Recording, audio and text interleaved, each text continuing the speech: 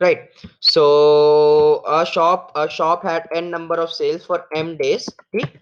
और उसके बाद शॉप की स्पेलिंग गलत, शॉप की ई थोड़ी आएगा, आर भी नहीं आना चाहिए था। Shop had N number of days, और नंबर की स्पेलिंग गलत है, वाओ मेरे को स्पेल नहीं हो रहा आज।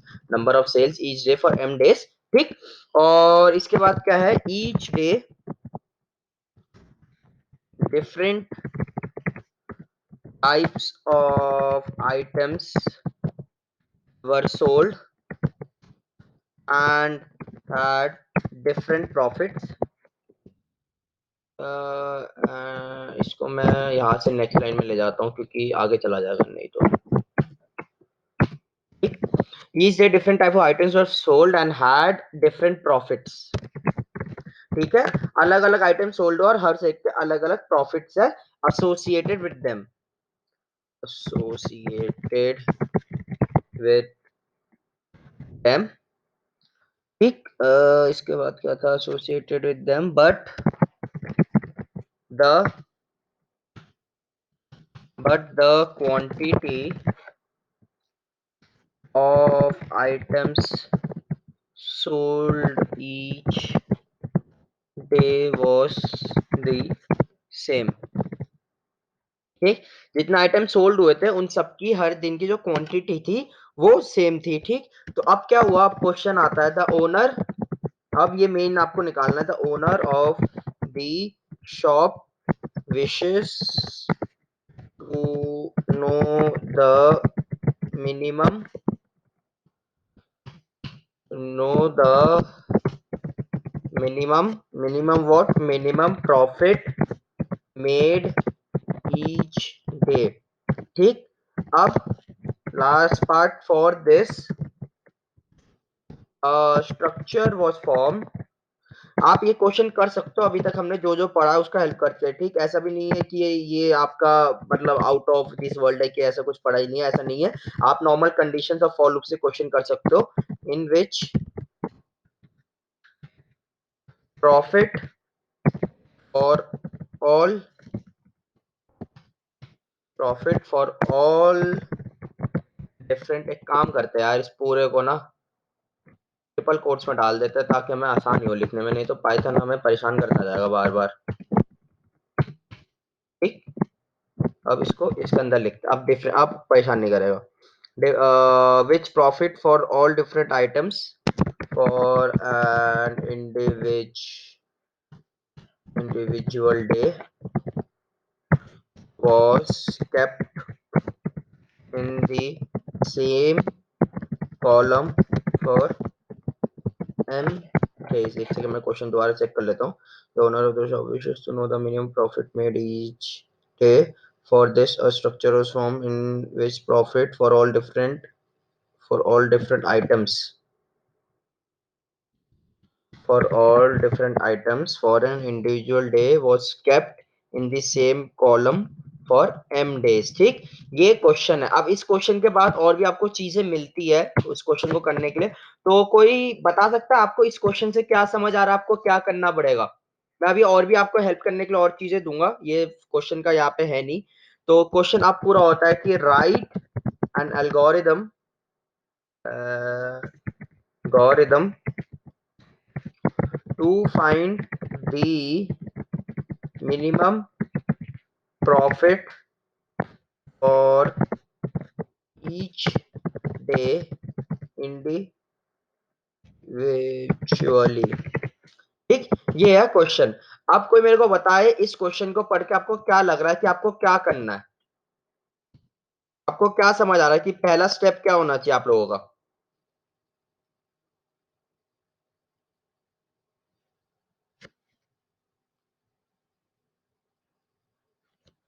कोई बताओ मेरे को। क्वेश्चन तो चलो आपने बोला हम करेंगे सर, अब आंसर भी तो दो उसका।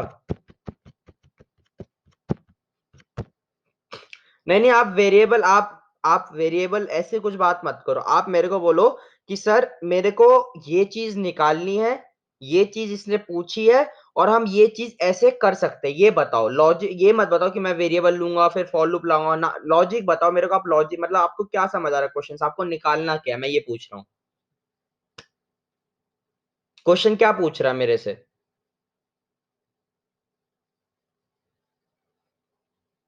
तो आप मिनिमम प्रॉफिट से क्या, हाँ, आप मिनिमम प्रॉफिट से क्या समझते हो? ईच डे का मिनिमम प्रॉफिट का मतलब क्या है?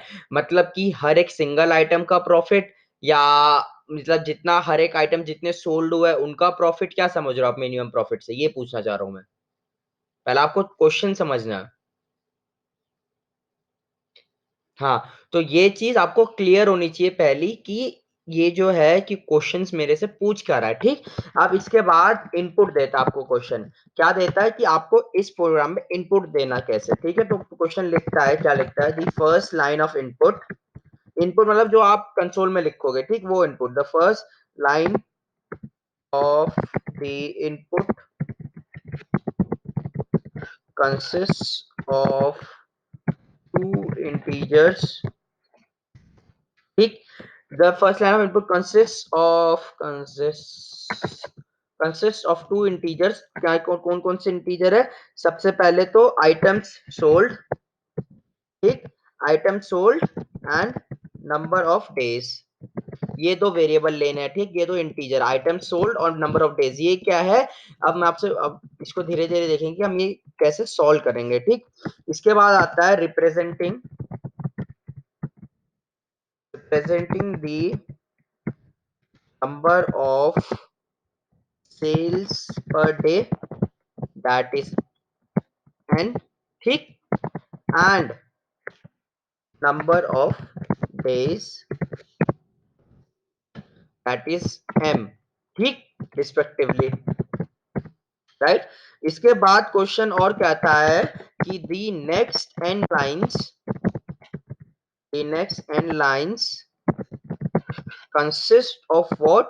Consist of m spaced separated integers, ठीक, that is profit, comma, profit 2 till profit m, ठीक।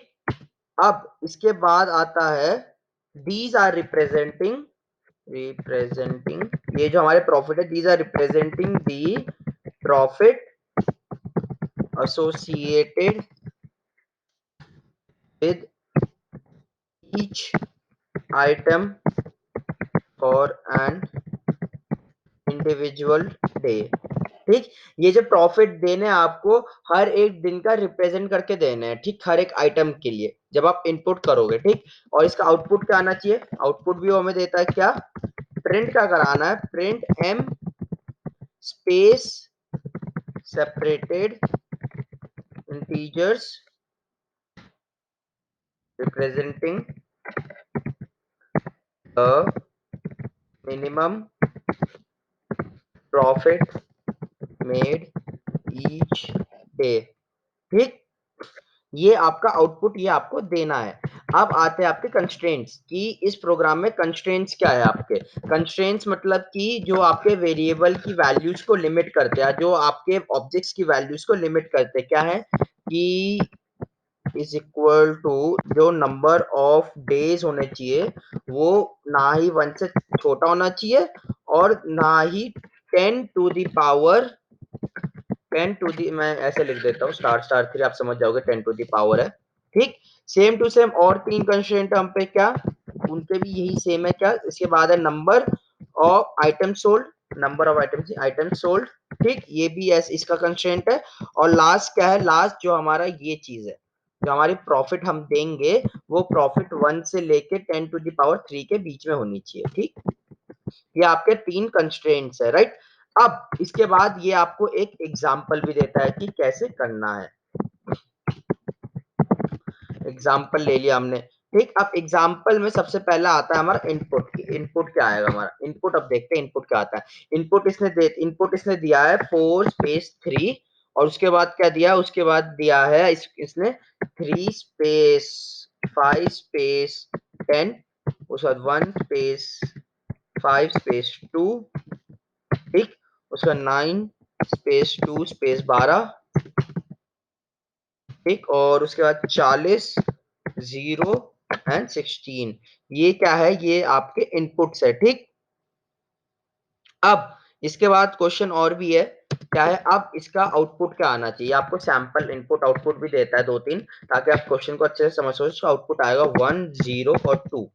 ठीक, अब इसके बाद इसका एक्सप्लेनेशन भी है कि ये आया कैसे।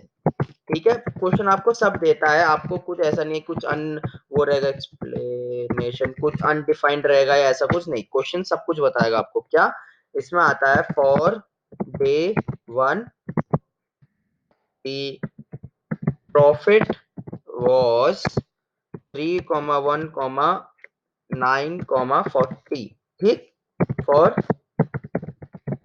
Different products.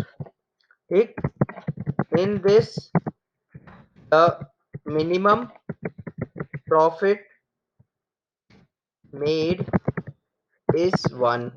ठीक, अब ऐसी, क्योंकि m क्या है, हमने m की वैल्यू क्या दी है, इसने m की वैल्यू 3 दी है, तो ये 3 दिन का है। ठीक, हम ऐसे लेंगे फिर ऐसे ले लिया। ठीक, अब क्या करेंगे, फॉर यहाँ पे लिखेंगे for day 2, for day 3 the profit for day 2 was what, profit for day 2 was 5 comma 5 comma 2 comma 0, in this it is 0। ठीक, और फॉर डे 3 में क्या आउट क्या सोल्ड हुआ हमारा, डे 3 में सोल्ड हुआ हमारा 10 कॉमा 2 कॉमा 12, सॉरी 12 कॉमा 16, और in this the minimum amount जो कि सोल्ड हुआ था वो क्या है, वो है 2। ठीक, so the output is, so the output is what, the output is 1 comma 0 comma 2। This is your whole question, जो कि आज विप्रो ने अपने उसमें डाला हुआ है, ऐसे 3-4 डाले हुए, ये पूरा क्वेश्चन है उनका। ठीक, क्वेश्चन देख के डरने की जरूरत नहीं कि सर इतना बड़ा क्वेश्चन है, ये है बहुत ही सिंपल क्वेश्चन है। ऐसे ही क्वेश्चन आते हैं और ये बड़ा चढ़ा के लिखते हैं ताकि बच्चे ऐसे हो कि बच्चे डर जाए, लेकिन कोई डरने की जरूरत नहीं है। आप एक एक स्टेप करके इन क्वेश्चन को सॉल्व कर सकते हो। ठीक, सो इतना सब कुछ लिख दिया मैंने। अब कोई मेरे को बताओ कि इसको हम स्टार्ट कैसे करेंगे, मतलब इसकी कोडिंग कैसे स्टार्ट करेंगे हम। मैं किसमें,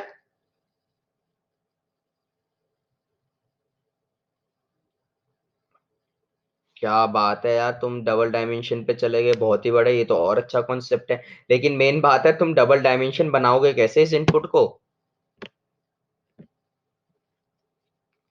4x3 की मैट्रिक्स तो आपने ले ली, लेकिन इनपुट कैसे करवाओगे।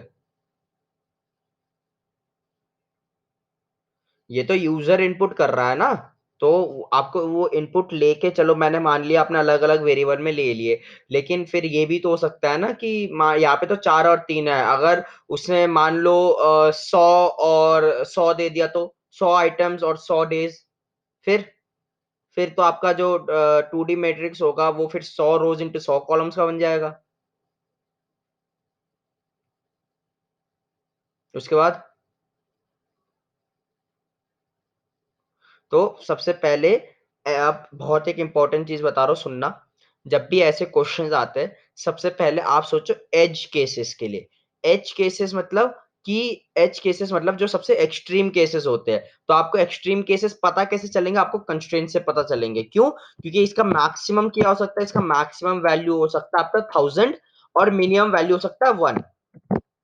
ठीक, तो आपको क्या करना, आपको सबसे पहले ये सोचना है कि अगर ये 1 और 1 एंटर करता है, ठीक, तो आउटपुट क्या आना चाहिए, और अगर ये 1000 और 1000 एंटर करता है तो आउटपुट क्या आना चाहिए। ठीक, उसके बाद आप क्या करते हो, उसके बाद आप मिडिल केसेस सोचते हो। ठीक, सबसे पहले आप लॉजिक निकालो, क्या लॉजिक निकालो, जैसे कि आप एक्सप्लेनेशन से देख सकते हो ये क्या कर रहा है। ये जो एक कॉलम है, ये वाली 3 1 9 40 5 5 2 0 10 2 12 16, ये कॉलम्स है। ठीक है, ध्यान से सुनना, मैं इस क्वेश्चन को सॉल्व नहीं करूंगा, मैं इस क्वेश्चन को आपको चैट्स में दे दूंगा।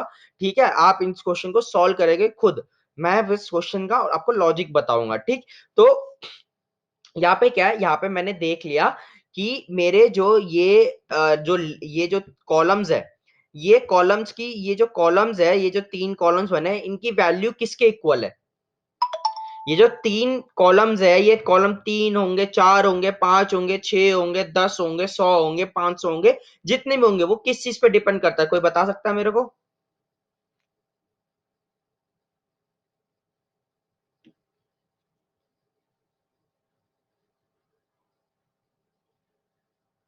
जी,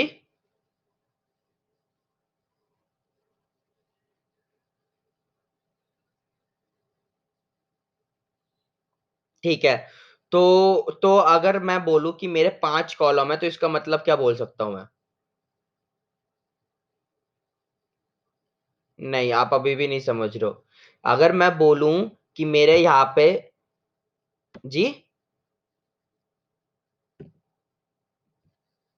नहीं, आप देखो, कॉलम क्या बोल रहा हो, कॉलम वर्टिकली होता है ना, 31940, 5520, 10 2 12 16, ये कॉलम्स है।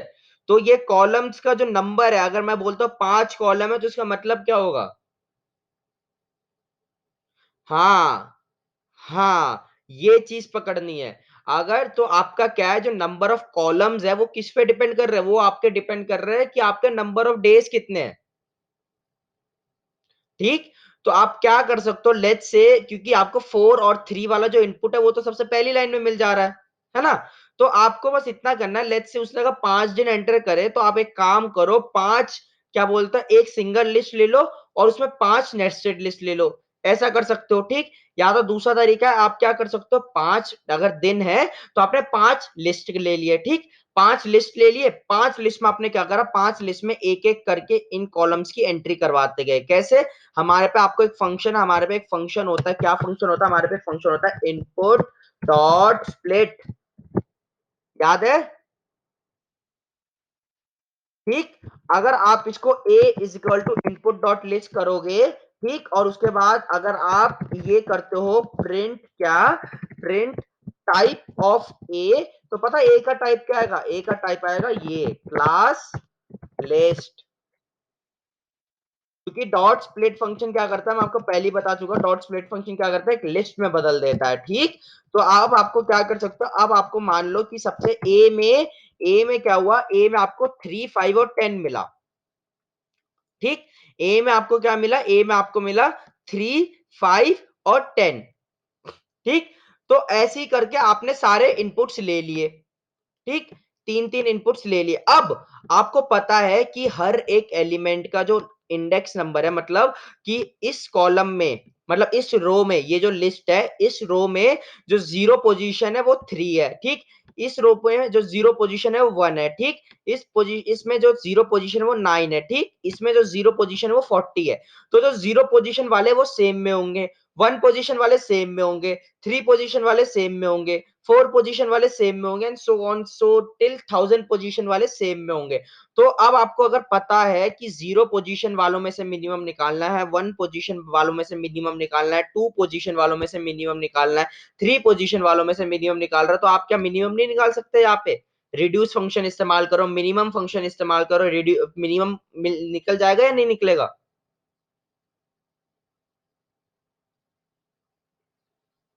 तो बस आपका क्वेश्चन सॉल्व, आप विप्रो के लिए सिलेक्टेड हो फिर।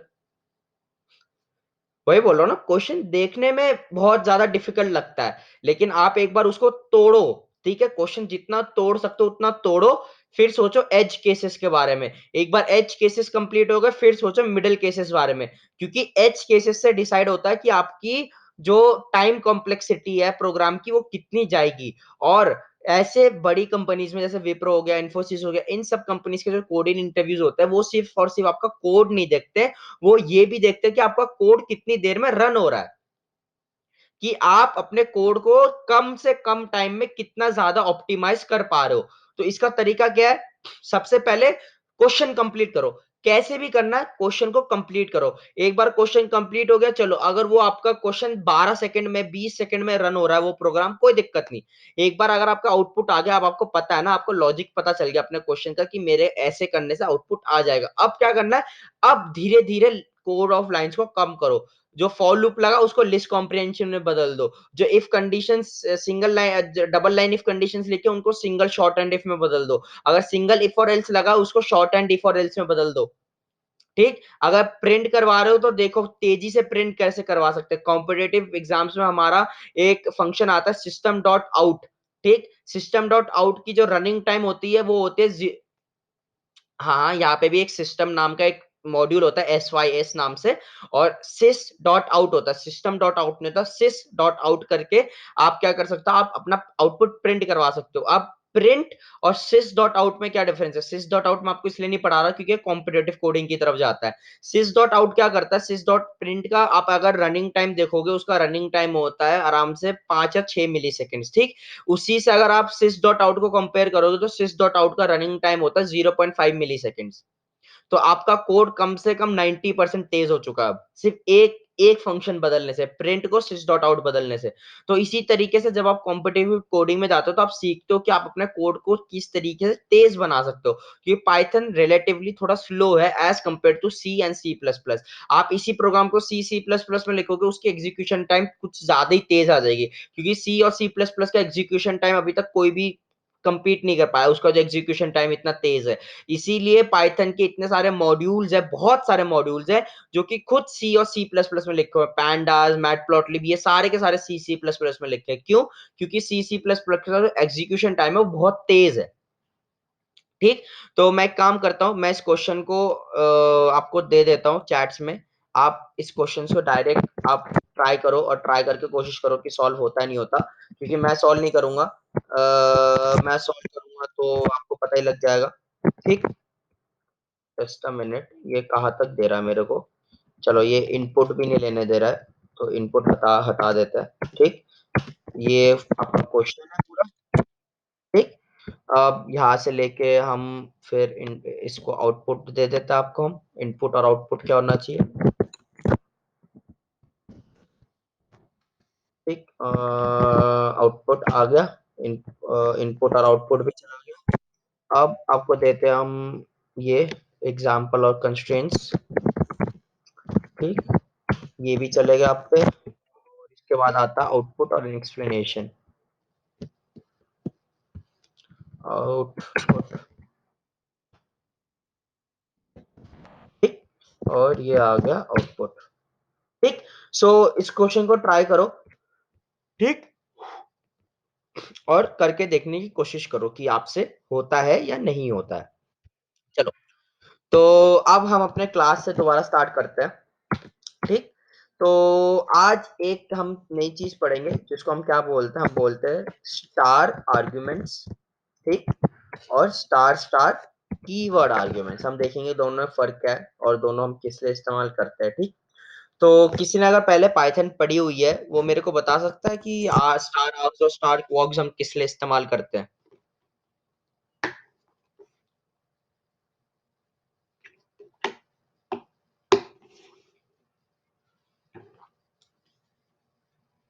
एनीवन, कोई बता सकता है मेरे को?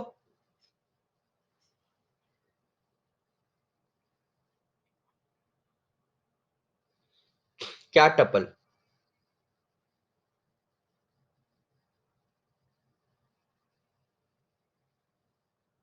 ठीक है, चलो, उसको रिप्रेजेंट तो करता है, लेकिन यूज किस लिए करते हैं हम?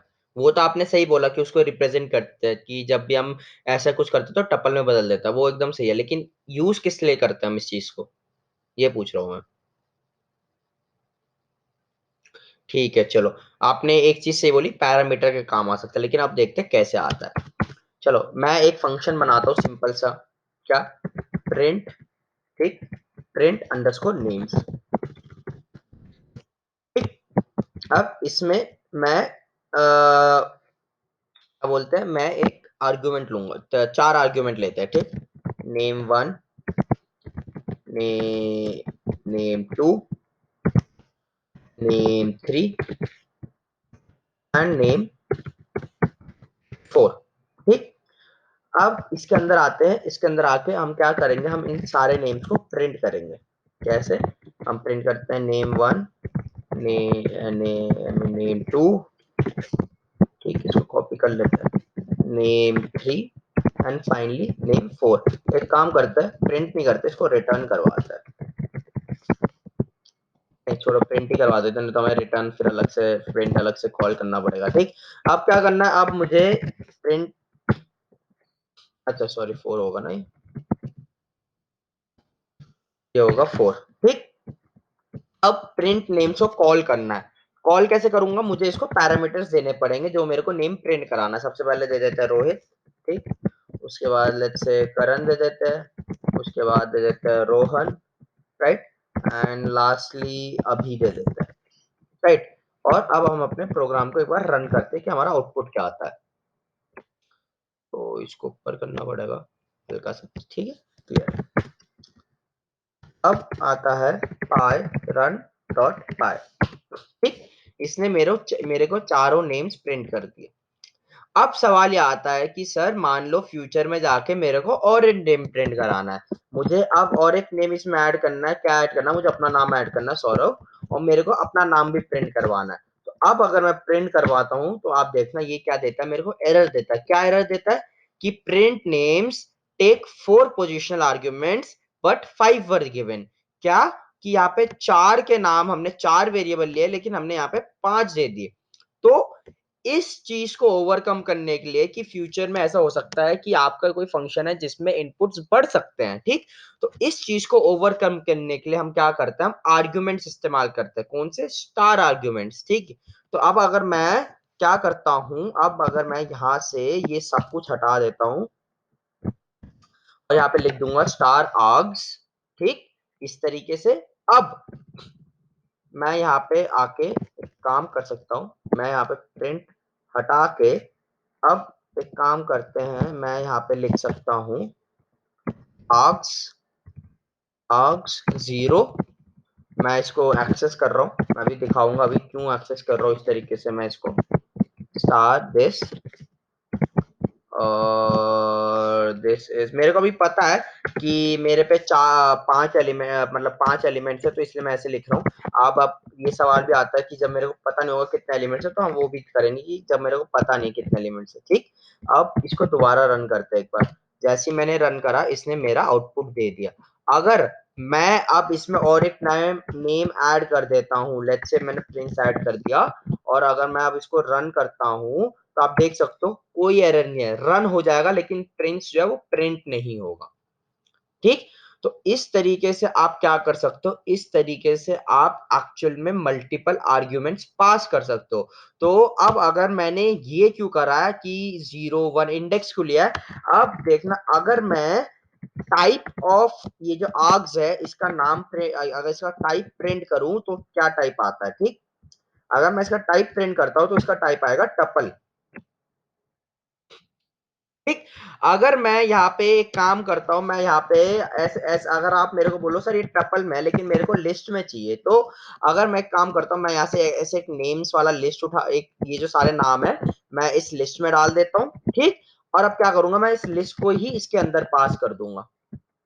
अब अगर रन करते हैं तो इसने क्या दिया, टपल इंडेक्स आउट ऑफ, एक मिनट, नेम्स। ठीक है, अच्छा इसको इसके अंदर देंगे ना, सॉरी, इसको इसके अंदर देंगे एक लिस्ट की तरह।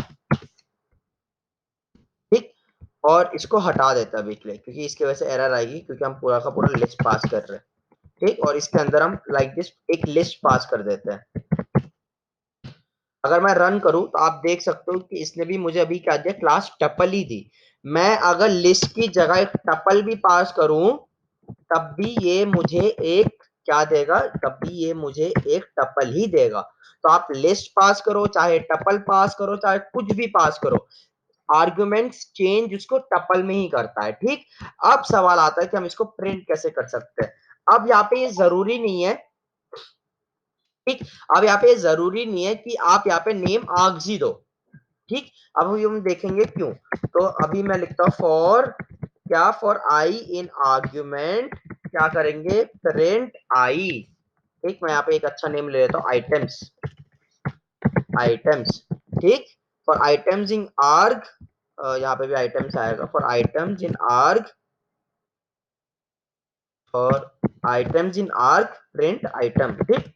रन करते हैं और इसने मेरे को सारे जितने आइटम्स है वो पूरा का पूरा एक जो मैंने लिस्ट पास करी थी वो मेरे को दे दी है। ठीक। तो अब अगर मैं इसको यहाँ से लिस्ट अगर मैं हटा देता हूँ,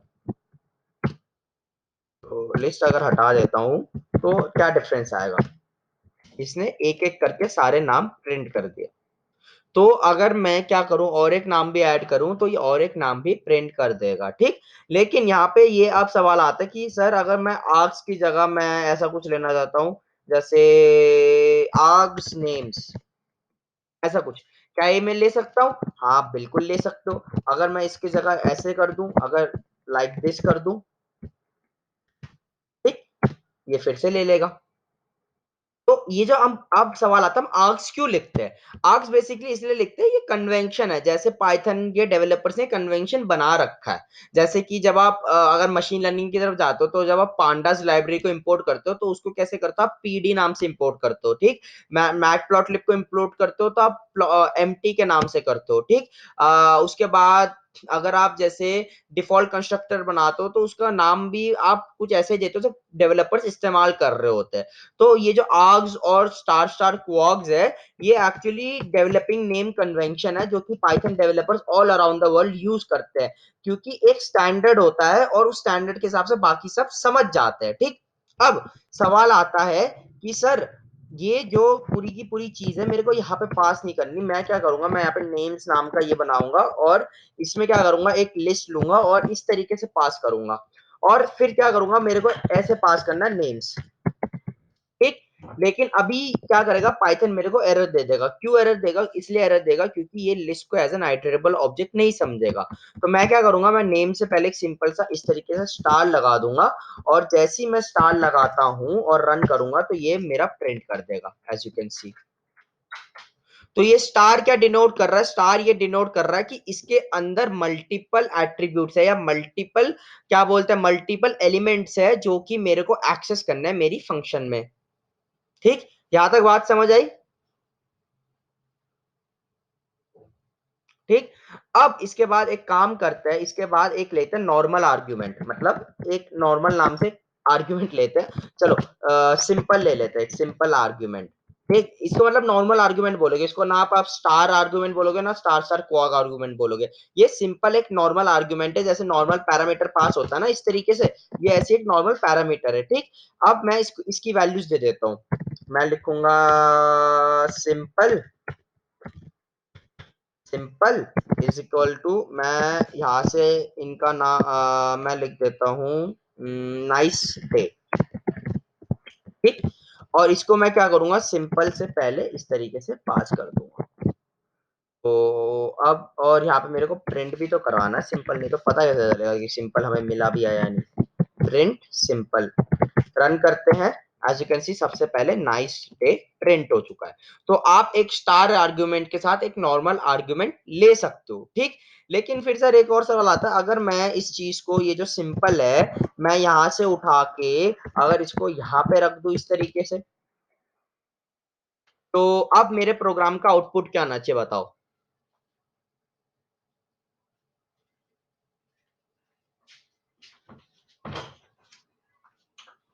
मैंने पूछा कि अब मेरे प्रोग्राम का क्या आउटपुट आएगा अगर मैं जो सिंपल नाम का मेरा पैरामीटर है उसको मैं स्टार आर्गुमेंट के बाद डाल देता हूं, तो मेरा अब आउटपुट क्या आना चाहिए? सेम आएगा, चलो ठीक है देखते हैं। रन करा, ठीक, और मैंने इसको सेव नहीं करा था इसलिए सेम आ गया। रन करा, इसने मुझे एरर दे दिया। क्या एरर दे दिया? इसने दिया print name missing one required keyword argument simple, लेकिन सिंपल तो मैंने पास कर रखा है। अब आप बोलोगे अच्छा सर दिक्कत ये है कि हमने वहां पे सिंपल को बाद में लिया है, वहां पे सिंपल को पहले लिया है। तो एक काम करो सर, सिंपली से सिंपल को नेम्स के बाद डाल दो, तो काम करने लग जाएगा, है ना। लेकिन अगर मैं इसको दोबारा रन करता हूँ मेरे को दोबारा एरर मिलेगी। अब ये एरर क्यों है? क्योंकि पाइथन का एक रूल ये कहता है कि सबसे पहले आपको अपने नॉर्मल पैरामीटर्स लेने हैं, सबसे पहले आपको अपने नॉर्मल पैरामीटर्स लेने हैं, ठीक। उसके बाद आप अपने स्टार आर्गुमेंट लोगे, ठीक। उसके बाद लास्ट में जाके आप अपने स्टार स्टार क्वॉग्स आर्गुमेंट लोगे। और ये फॉर्मेट इसी तरीके से चलेगा। अगर मैं अब देखो, अब अगर मैं अब सिंपल को उठा के यहाँ पे रख देता हूँ सामने, और मैं स्टार क्वॉग्स में कुछ पास नहीं करूंगा अभी, ठीक, मैंने कुछ पास नहीं करा, और अगर मैं रन करता हूँ मेरा रन हो जाएगा लाइक दिस। तो आपको हमेशा यही फॉर्मेट फॉलो करना है कि पहले नॉर्मल आर्ग्यूमेंट, फिर कीवर्ड आर्गुमेंट, और फिर सॉरी पहले नॉर्मल आर्गुमेंट, फिर आर्गुमेंट, फिर लास्ट में कीवर्ड आर्गुमेंट। अगर अब देखो, अब अगर मैं एक काम करता हूं, अब अगर मैं यहाँ पे नेम्स नहीं भी लेता हूं, तब देखते हैं क्या होता है। मैं रन करता हूं, इसने मेरे को सिर्फ नाइस डे प्रिंट कर दिया, इसने कोई एरर दी ही नहीं। तो जब भी आप स्टार आर्गुमेंट और स्टार स्टार आर्गुमेंट यूज करते हो, तो पाइथन पहले से एक्सपेक्ट करता है कि या तो इसमें आर्गुमेंट पास होंगे, कितने होंगे वो पाइथन खुद पता लगा लेगा। अगर 5 है तो 5 ले लेगा, 6 है तो 6 ले लेगा, 7 है तो 7 ले लेगा, 8 है तो 8 ले लेगा। अगर 0 है ना तो 0 भी ले लेगा। जैसे मैंने कुछ पास ही नहीं करा, तब भी इसने मेरे को क्या दिया, इसने मेरे को कोई भी एरर नहीं दी, इसने मेरा सिंपल प्रिंट करवा दिया। ठीक, यहां तक सबको बात क्लियर हुई? Is this clear to everyone? ठीक, अब कोई मेरे को बताओ, अगर आपको पता है कि आर्ग्यूमेंट और कीवर्ड आर्ग्यूमेंट में डिफरेंस क्या होता है?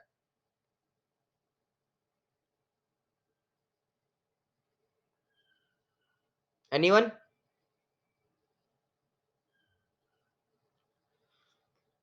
कोई मेरे को सिंपल सिंपल भाषा में बता सकता है एक आर्ग्यूमेंट और एक कीवर्ड आर्ग्यूमेंट में डिफरेंस क्या होता है? कोई ट्राई भी नहीं करना चाहेगा बताने का?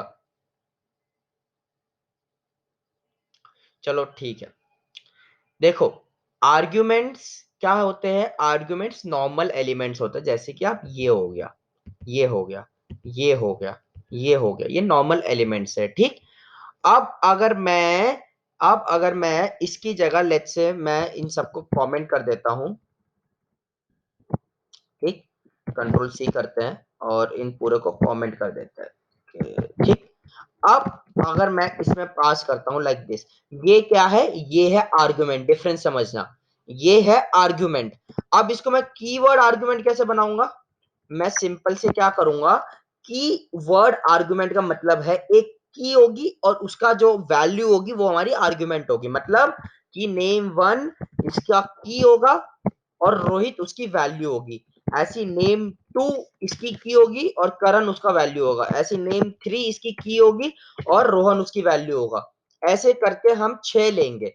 तो अगर हम इस तरीके से एक की और वैल्यू पेयर के उसमें अगर हम पास करते हैं, तो अब इस चीज को हम बोलते हैं कीवर्ड आर्गुमेंट। ठीक, अब इस चीज को हम डिनोट कैसे कर सकते हैं वो देखते हैं। नेम्स पास कर दिया। अब एक की और वैल्यू पेयर अगर हमें डालना है, तो सबसे बेहतरीन डेटा स्ट्रक्चर कौन सा होगा हमारे लिए? बताओ मेरे को। एकदम सही जवाब, एक डिक्शनरी। तो अब क्या करते हैं, अब हम लेते हैं आइटम्स नाम से डिक्शनरी, और उसमें क्या करते हैं, उसमें ये ले लेते हैं कि हमारा लेट्स से स्पोर्ट्स स्पोर्ट हम ले लेते हैं। हमारा स्पोर्ट्स कैप्टन कौन है? हमारा स्पोर्ट्स कैप्टन है रोहित।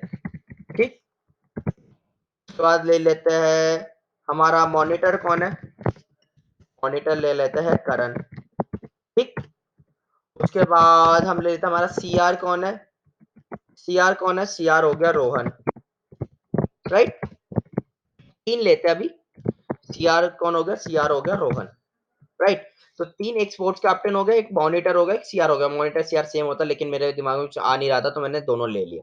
अब क्या करना है, अब मैं यहां से ये जो आइटम्स नाम की बला है इसको इसके अंदर पास कर दूंगा लाइक दिस। ठीक, अब मैं इसको एक्सेस कैसे करूंगा? मैं इसको एक्सेस करूंगा for i in kwargs dot items. ये डिक्शनरी भी कर, अच्छा सॉरी सॉरी सॉरी, जब आइटम यूज करते तो ऐसे होगा key comma value, key comma value in keyword arguments dot items. ये एक डिक्शनरी के अंदर की और वैल्यू पेयर को यूज करने का तरीका होता है। ठीक, इसके बाद क्या प्रिंट करेंगे? Let's print what, let's print F string saying what, कि सबसे पहले हम लेंगे की। ठीक, और उसके बाद ये, और उसके बाद हमारी वैल्यू डायरेक्टली वैल्यू। ठीक, अब इसको करते हैं रन। रन आए, रन करते हैं, और एज यू कैन सी इसने हमें स्पोर्ट्स कैप्टन रोहित दे दिया, मॉनिटर करण दे दिया, सीआर रोहन दे दिया।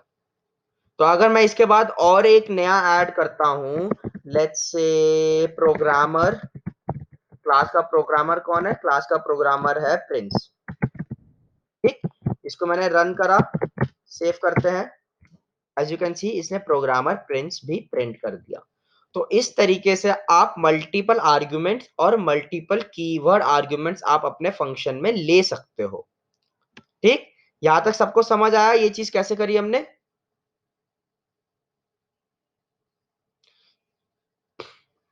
कौन सा वाला? Keyword arguments. देखो ये कीवर्ड आर्ग्यू, अच्छा आपको इस फॉर लूप में दिक्कत आ रही होगी ना?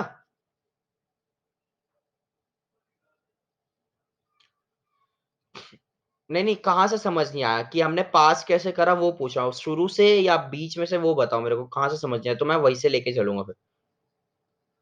ठीक है चलो। देखो आर्ग्यूमेंट्स और कीवर्ड आर्ग्यूमेंट्स के बीच में आपको फर्क पता चला क्या है?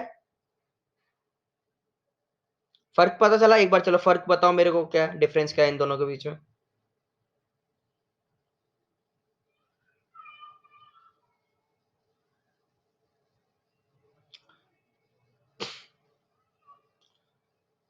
ठीक है, तो अब क्या है, अब आपको ये पता है कि स्टार आर्गुमेंट और स्टार स्टार कीवर्ड आर्गुमेंट में आप कितने भी ले सकते हो एलिमेंट, मतलब कितने भी पैरामीटर ले सकते हो, वो फिक्स नहीं है। ठीक, ये बात समझ आई?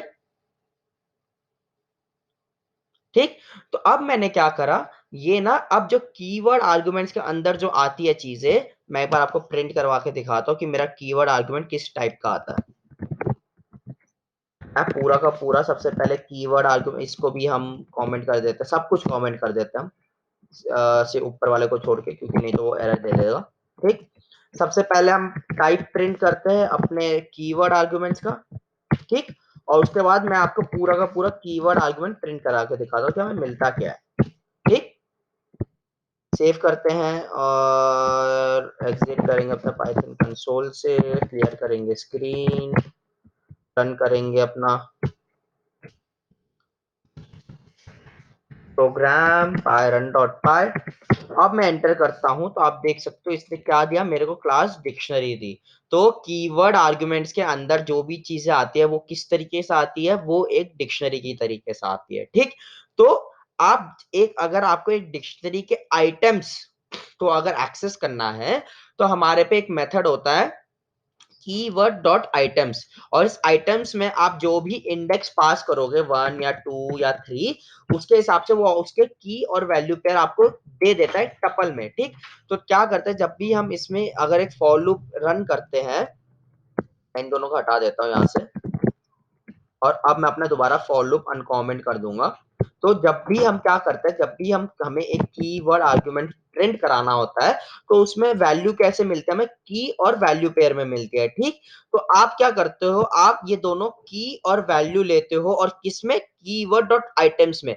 जो डॉट आइटम्स रिटर्न करता है ना, वो इस तरीके से रिटर्न करता है, एक टपल देता है और उस टपल में सबसे पहली वैल्यू क्या होती है, की होती है, और दूसरी वैल्यू, दूसरी जो एलिमेंट होता है वो होती है वैल्यू। तो अब क्या करता हूँ, जब मैं यहाँ पे फॉर की and value in keyword arguments करता हूँ, तो की वैल्यू ये यहाँ पे, मतलब की वैल्यू 1, अगर मैं ऐसा कुछ लूं तो ये क्या करेगा, की वैल्यू 1 कर देगा, और की वैल्यू 1 कर देगा और वैल्यू की वैल्यू 2 कर देगा। ठीक, अब जब इसके नेक्स्ट मूव करेंगे तो क्या होगा, नेक्स्ट मूव करा तो हमारे पे क्या आया, हमारे पे आया ये एक टपल आया जिसमें मॉनिटर आया, और दूसरा टपल आया जिसमें क्या आया, जिसमें आया हमारा करंट। ठीक, तो अब की वैल्यू क्या होगी, की वैल्यू मॉनिटर हो जाएगी, और वैल्यू की जो एलिमेंट होगा, वैल्यू के अंदर जो एलिमेंट होगा उसका हो जाएगा वो करंट हो जाएगा।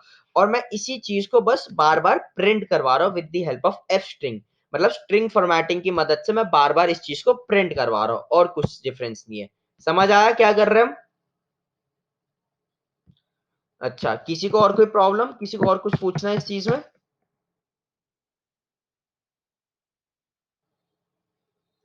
एनीवन एल्स, किसी को और कुछ पूछना है? ठीक है चलो। जी, मतलब क्या, फिर से बोलिए आप।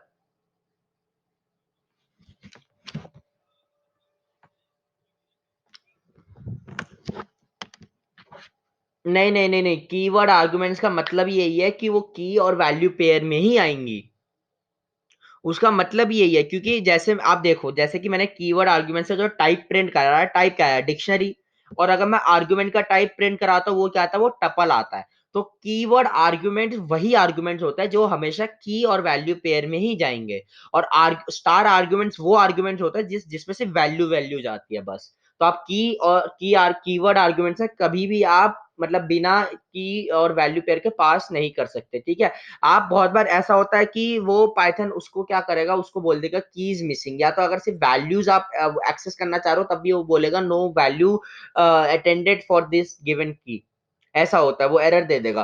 तो कीवर्ड आर्गुमेंट्स में हमेशा कीवर्ड आर्गुमेंट्स ही जाएंगे और आर्गुमेंट्स में नॉर्मल आर्गुमेंट जाएंगे आपके। ठीक, ये बात क्लियर हुई? ठीक। तो अब हमने ये देख लिया आर्गुमेंट्स और कीवर्ड आर्गुमेंट्स क्या होता है। ठीक, तो इसके बाद हम देखते हैं, हम एक टॉपिक पढ़ेंगे आज और उसके बाद हम ऊप्स का कंप्लीट करेंगे थोड़ा बहुत, जिसको हम क्या बोलते हैं, जिसको हम बोलते हैं डेकोरेटर्स। डेकोरेटर्स का मतलब कोई डेकोरेशन से नहीं है कि आप अपना घर सजाओ, ये सजाओ, वो सजाओ।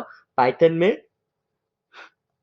एक हमारी एंटिटी होती है डेकोरेटर नाम से, जिसको कि हम मल्टीपल पर्पसेस, मतलब मल्टीपल तो नहीं बोलूंगा, एक सिंगल पर्पस ही होता है, लेकिन अलग अलग जगह इस्तेमाल कर सकते हैं। ठीक, तो किसी को भी आइडिया है कि डेकोरेटर्स क्या होते हैं? एनीवन, किसी को आइडिया है डेकोरेटर्स क्या होता है?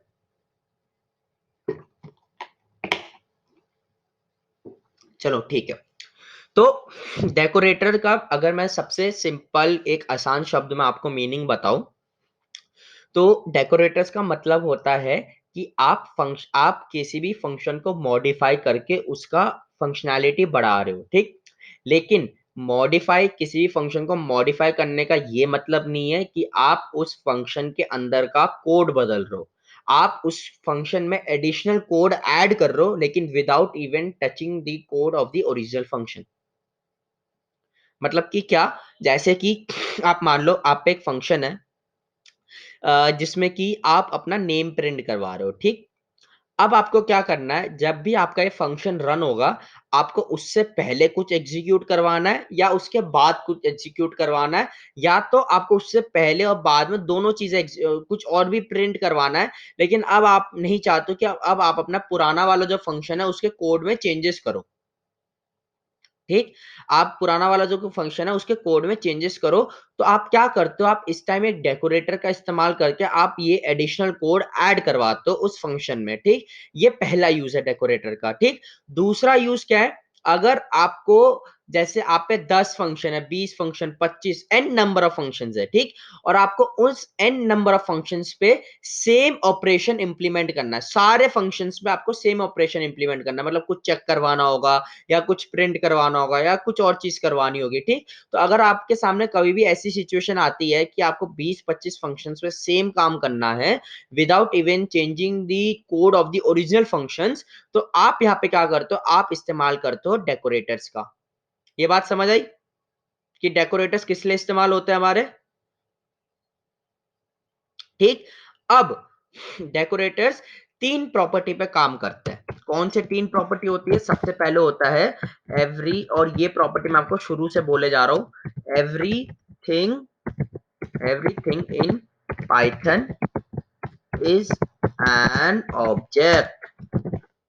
ठीक, ये है। इसका मतलब देखते हैं क्या होता है। मैं एक सिंपल सा फंक्शन लेता हूं, डेफ। डेफ ले लेते हैं हम, फंक। फंक ले लिया सिंपल सा। ठीक, अब क्या करते हैं, अब इसके अंदर एक क्या करेंगे, प्रिंट कराते हैं कुछ। ठीक, क्या, this is the first function, ऐसा कुछ प्रिंट करवाया हमने। अब मैं क्या करूंगा, लेट्स से अगर मैं इसको ऐसे करता हूं, func फंक, और इस तरीके से करता हूं, तो क्या प्रिंट होगा?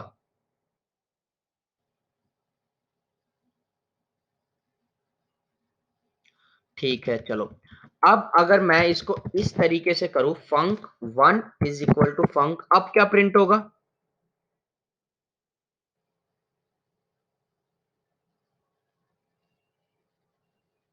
मेरे को बताओ अब प्रिंट क्या होगा?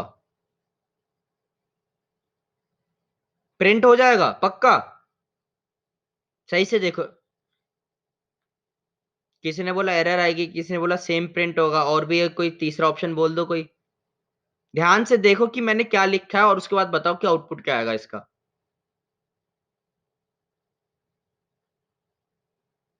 रन करके देख लेते हैं इससे अच्छा। रन करते हैं, और सेव नहीं करा मैंने, इसलिए आउटपुट दोबारा पुराना वाला आ गया। क्या आया? This is the first function. क्यों? क्योंकि हमने क्या करा, हमने फंक वन की मदद से फंक को कॉल करा। ठीक, इस ये जो फंक वन है, ये एक रेफरेंस वेरिएबल है। ठीक, इसने प्रिंट करवा दिया। ठीक, लेकिन अगर मैं इसकी जगह कुछ ऐसा लिखता हूं, अब क्या प्रिंट होगा, मतलब अब आउटपुट क्या आएगा, प्रिंट तो नहीं बोलूंगा, अब आउटपुट क्या आएगा?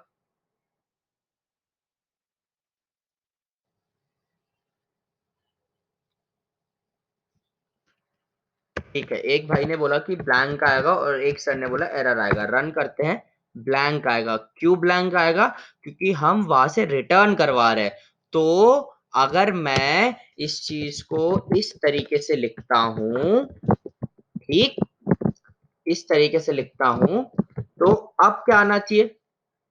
हमने फंक वन को भी कॉल करवा दिया, अब क्या आना चाहिए? ठीक है, रन करते हैं। इसमें क्या दे दिया? String object is not callable. क्योंकि फंक्शन फंक वन नहीं है, फंक वन रेफरेंस वेरिएबल है, इसी बात को समझो। फंक वन एक रेफरेंस वेरिएबल है। फंक वन क्या कर रहा है, फंक्शन की कॉपी तो बना रहा है, लेकिन वो आप एक फंक्शन की तरह उसको कॉल नहीं कर सकते हो। ठीक, अब अगर मैं यहाँ पे सारे मिल गया, अब यहाँ पे अगर मैं एक प्रिंट नाम का चीज लिखता हूँ, प्रिंट, और उसमें अगर मैं फंक वन कर देता हूँ, ठीक, और उसके बाद मैं क्लियर करके कॉल करवाता हूँ, अब प्रिंट हो जाएगा। क्यों? क्योंकि यहाँ पे फंक्शन वन एक ऑब्जेक्ट है। ठीक, तो अब अगर लेट्स से कि मैं ये कर देता हूं, ठीक, अब लेट्स प्रिंट फंक वन, अब क्या आउटपुट आएगा?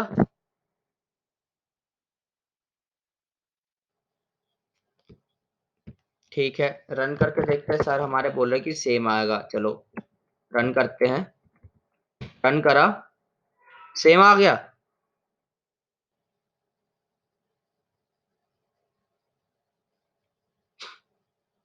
ये इसने दिया है मेमोरी स्पेस की लोकेशन, कि फंक वन एक फंक्शन है जो कि मेमोरी स्पेस में है। आप यहाँ पे ध्यान से देखो, मैंने जो ये वाला फंक्शन है, ये मैंने एज अ फंक्शन, अगर आप क्या करते हो, अगर आप यहाँ पे पैरेंथेसिस लगा दोगे, चलो प्रिंट का आप कुछ करते ही नहीं है, अगर आपने फंक के बाद पैरेंथेसिस लगा दिया, मतलब क्या, आप फंक्शन को कॉल कर रहे हो, और कॉल करके जो उसका आउटपुट है, उसका आउटपुट आप फंक्शन वन में सेव कर रहे हो। ठीक, इसका ये मतलब है। लेकिन अगर मैं यहां से ये चीज हटा देता हूं, इसका मतलब ये है कि ये जो फंक्शन है, ये जो फंक नाम का मेरा फंक्शन है, अब ये एक फंक्शन नहीं है, अब ये एक ऑब्जेक्ट है। और आप क्या कर रहे हो, आप फंक्शन फंक वाला जो ऑब्जेक्ट है, उसका फंक वन में सेव करवा रहे हो। तो अब अगर आपको आउटपुट चाहिए, तो आपको क्या करना पड़ेगा, अब आपको अपना फंक वन फंक वन को करना पड़ेगा कॉल, क्योंकि अब मेरा फंक वन एक फंक्शन है, क्योंकि मैंने उसको फंक ऑब्जेक्ट के इक्वल रख दिया था। तो अब अगर मैं रन करता हूं, और मेरा आउटपुट आ जाएगा।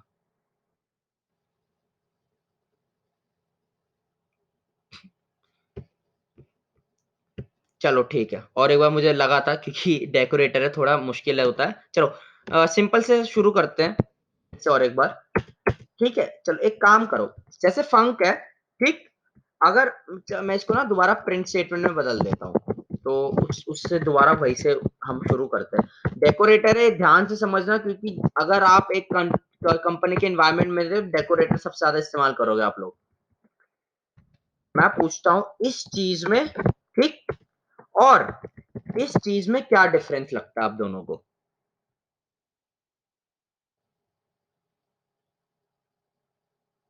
आप पहला वाला दूसरा ऑब्जेक्ट कैसे बता सकते हो, किस तरीके से बताओगे? ठीक है, तो आपको सीधा ये बोलना है, पहला वाला फंक्शन नहीं, आप ये बोलोगे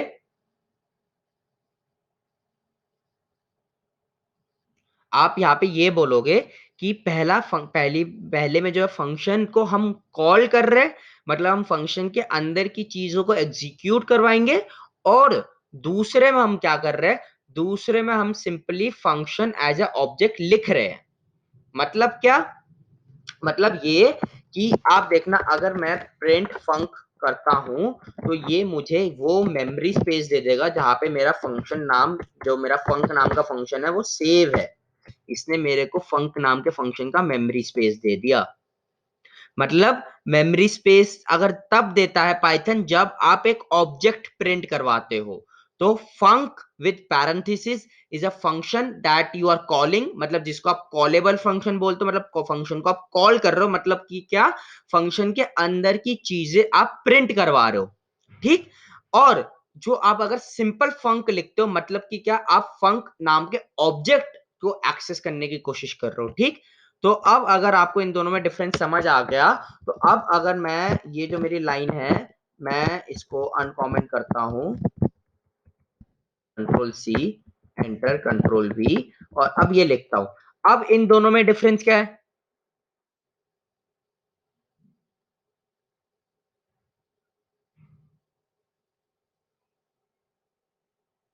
हम्म।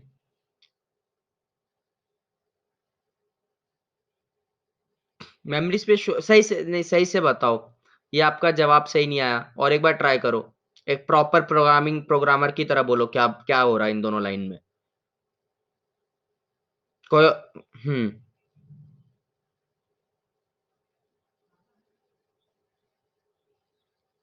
हाँ।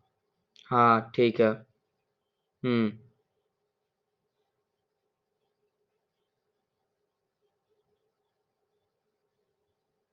ठीक है चलो।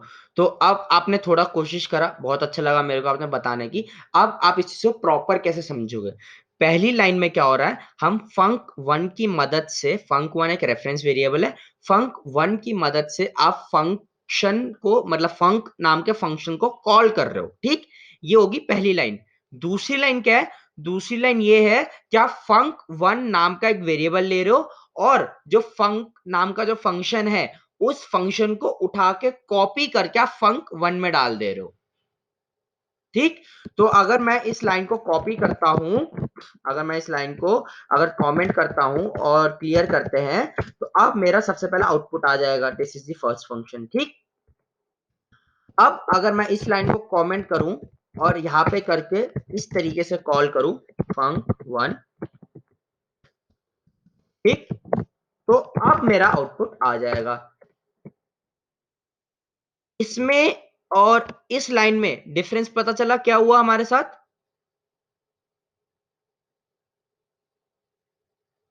सबको क्लियर है ये बात? मैं और एक बार पूछ रहा हूं, दोनों लाइन में सबको क्लियर है बात? तो अब एक और सवाल आता है, मैं बहुत सिंपल सा एक लाइन, सिंपल सी एक चीज करूंगा, पता है क्या? देखो,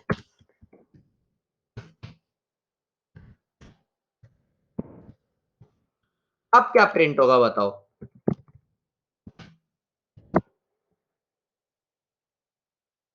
मैंने फंक्शन डिलीट कर दिया, जो मेरा ये वाला जो फंक वाला फंक्शन था, ये मैंने डिलीट कर दिया। अब आउटपुट क्या आएगा?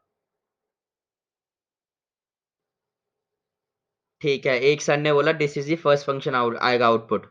चलो एक। हम्म। ठीक है चलो, एक सर ने बोला एरर आएगा, एक सर ने बोला कि वही जो आउटपुट है वो प्रिंट हो जाएगा। कोई और कुछ अपना अपना ओपिनियन देना चाहेगा, क्या हो सकता है यहाँ पे? ठीक है चलो। तो आप दो लोगों ने जवाब दिया, मैं सबसे पहले उनसे पूछता हूँ। जिसने मेरे को बोला था कि एरर आएगी, आप मेरे को बता सकते हो यहाँ पे एरर क्यों आएगी?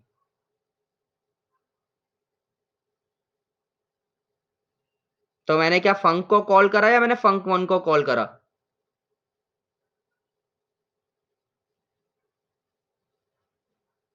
ये देखो ना, फंक वन लिखा है मैंने यहाँ पे, फंक वन लिखा है। तो एरर आएगी या क्या होगा?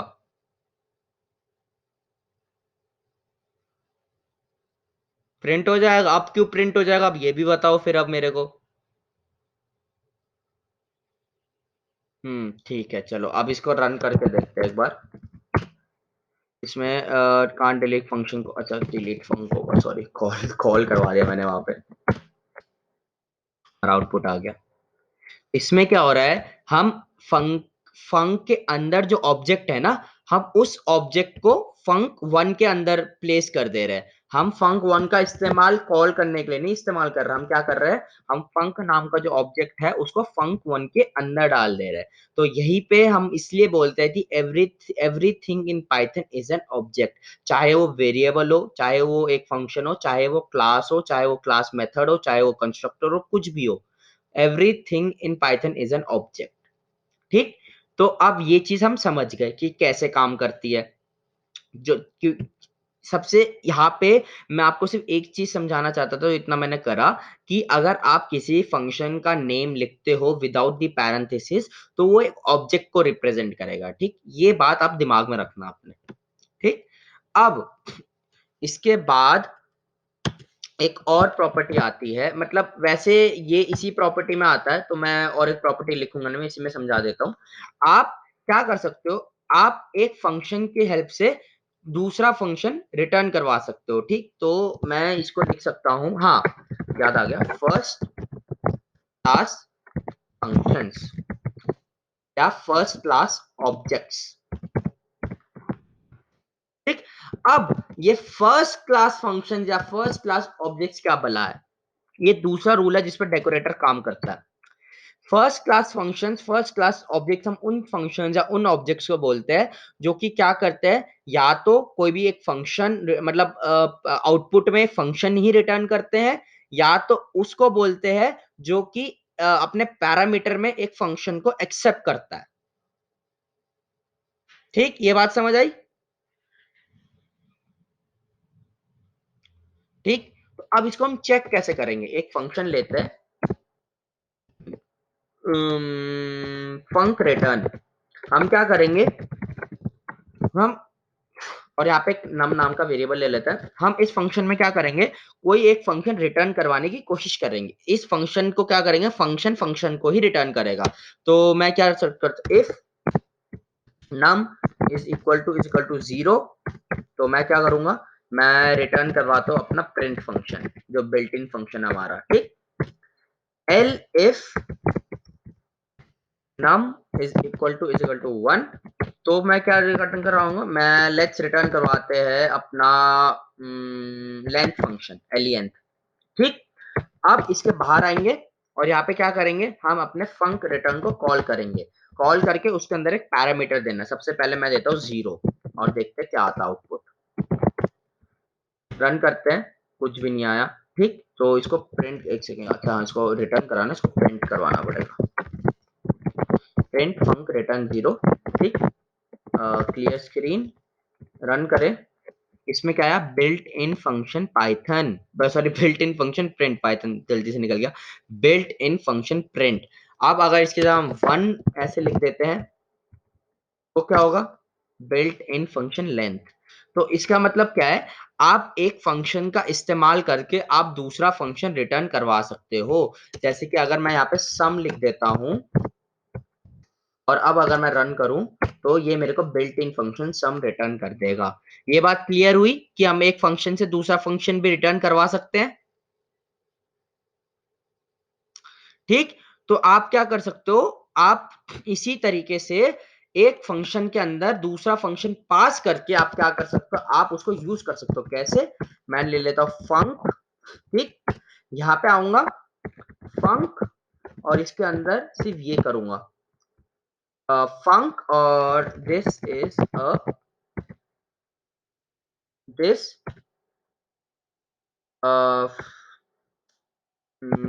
अ पैरामीटर फंक्शन, ये जो फंक्शन है वो पैरामीटर में हो रहा है। अब मैं इसके अंदर पता है क्या पास करूंगा, प्रिंट,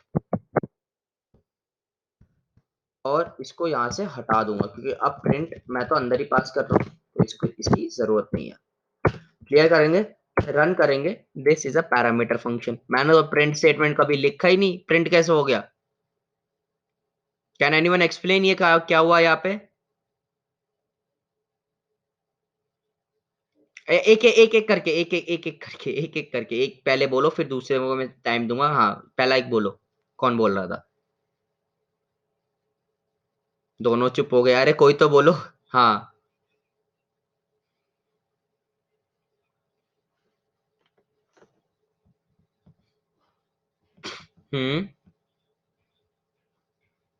ठीक है, तो इसका मतलब क्या हुआ, हम क्या पास कर रहे हैं, वेरिएबल या फंक्शन?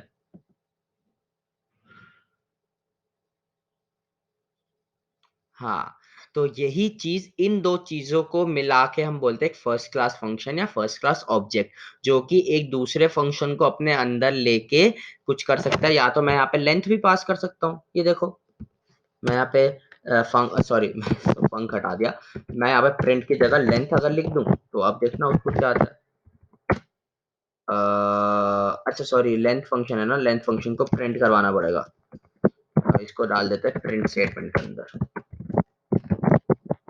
ठीक, ये करेंगे, रन करेंगे, नन आ गया, क्यों नन आया, अब लेंथ फंक्शन एक आर्गुमेंट लेता है ना हमारा, तो फंक्शन के अंदर चलो सम फंक्शन तो इस्तेमाल नहीं कर सकते, एक काम करते हैं, लेंथ फंक्शन को हम, अगर मैं बोलूँ इसको, इस पूरे को यहाँ पे डाल देते हैं, इससे अच्छा प्रिंट लेंथ से अच्छा क्या करते हैं हम, प्रिंट फंक, और इसको कर देते हैं प्रिंट दिस। अब देखते हैं क्या आता है, हमारी लेंथ आ गई क्या, 28। तो आप इस तरीके से, आपका कोई भी फंक्शन है, आप उसको दूसरे एक फंक्शन में पास कर सकते हो, ठीक, इसको बोलते हैं फर्स्ट क्लास फंक्शन या फर्स्ट क्लास ऑब्जेक्ट्स। या तो आप कोई भी एक फंक्शन रिटर्न करवा सकते हो दूसरे फंक्शन का इस्तेमाल करके। तो ये दोनों बातें क्लियर हुई सबको? ठीक, अब इसके बाद एक लास्ट हमारी प्रॉपर्टी आती है जो कि हमें समझना है before we can actually understand decorator. वो कुछ नहीं है, वो हमारी है क्लोजर प्रॉपर्टी। अब मैं इतना बोल सकता हूँ, आप लोगों ने जितना भी पाइथन पढ़ा हो आज तक, आपने क्लोजर प्रॉपर्टी का नाम नहीं सुना होगा। किसी ने सुना है तो वो मेरे को क्या बता सकता है क्लोजर प्रॉपर्टी क्या होती है? किसी ने नाम सुना आज तक क्लोजर प्रॉपर्टी का? एनीवन? ठीक है चलो, तो अब क्लोजर प्रॉपर्टी ध्यान से देखना, ठीक। क्लोजर प्रॉपर्टी क्या बोलती है? क्लोजर प्रॉपर्टी ये बोलती है कि सबसे पहले मेरे पे होता है एक मेरा आउटर फंक्शन, ठीक, इस तरीके से, ठीक, इसके अंदर एक होता है मेरा इनर फंक्शन, ठीक।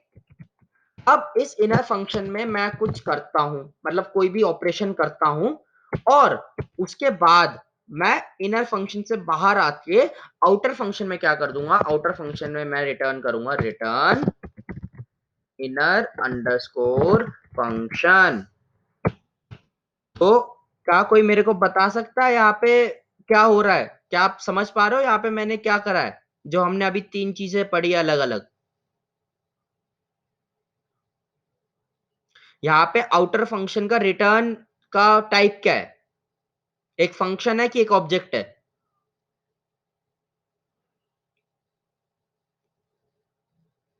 बताओ भाई। ये आउटर फंक्शन का जो रिटर्न स्टेटमेंट है ये फंक्शन है? और एक बार देखो ध्यान से, क्या बोला, किसी ने भी कुछ बोला ना शायद? हाँ, तो फिर पहले फंक्शन क्यों निकला फिर तुम्हारे मुंह से? ये एक ऑब्जेक्ट है, ठीक।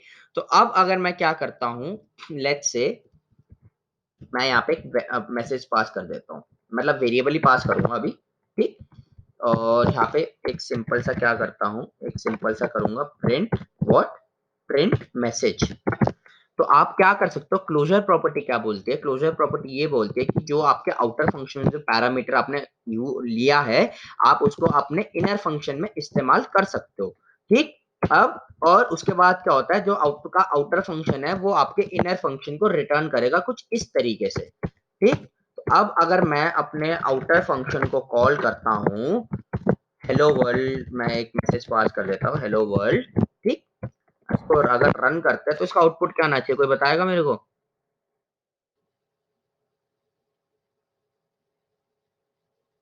एनीवन सोचो, आउटपुट क्या आएगा इसका?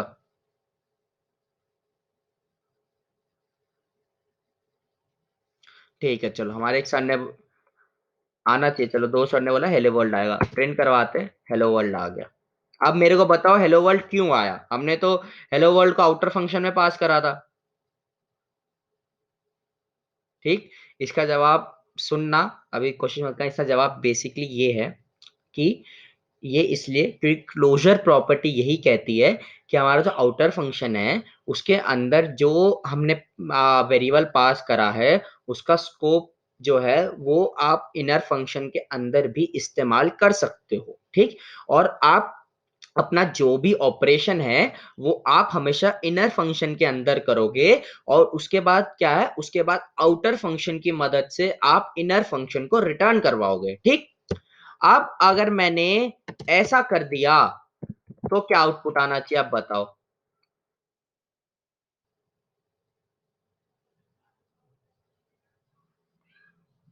अब आउटपुट क्या आएगा?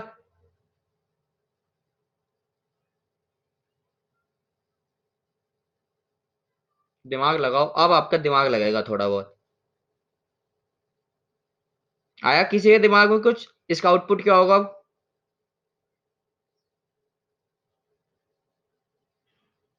एनीवन? चलो ठीक है, आप तो बोलोगे सर प्रिंट करा के देख लो ना, चलो ठीक है प्रिंट करा के देख लेते हैं। प्रिंट करवाया, नो आउटपुट। नो आउटपुट क्यों आया मेरे को बस इतना बता दो, अब ये मत बोलना सर ये नहीं पता, ये चीज मैं बता चुका हूँ, यहाँ पे नो आउटपुट क्यों आया। जल्दी से बताओ मेरे को नो आउटपुट क्यों आया।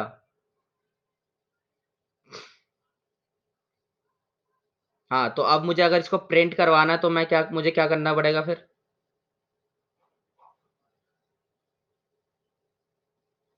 आप उसको मैं फंक्शन कैसे बना सकता हूँ? तो मैं पैरेंथेसिस यहाँ पे लगाऊंगा? मेरे को रिटर्न ऑब्जेक्ट ही करवाना है क्योंकि क्लोजर प्रॉपर्टी ऑब्जेक्ट को ही रिटर्न करता है हमेशा। तो मैं यहाँ पे क्या करूंगा, मैं यहाँ पे ऐसा कुछ कर सकता हूँ, मैंने ले लिया ए,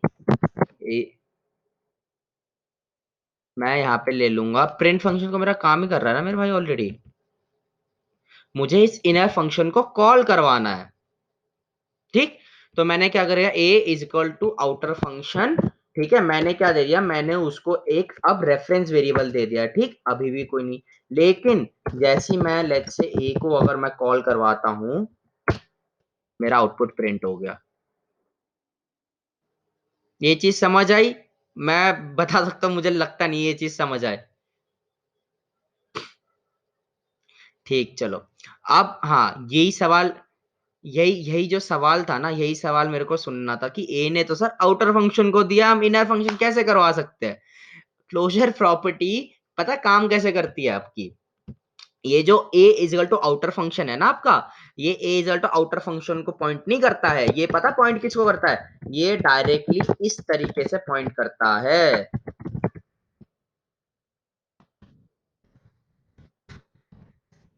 लाइक दिस। तो अब अगर मैं इनर फंक्शन को एज एन ऑब्जेक्ट रिटर्न करवाता हूं, तो ये जो पैरामीटर, ये पैरामीटर को जा चुका है, लेकिन ये पैरामीटर अभी यहाँ पे नहीं आया, क्यों? क्योंकि मैंने इसको इस तरीके से करवाया है।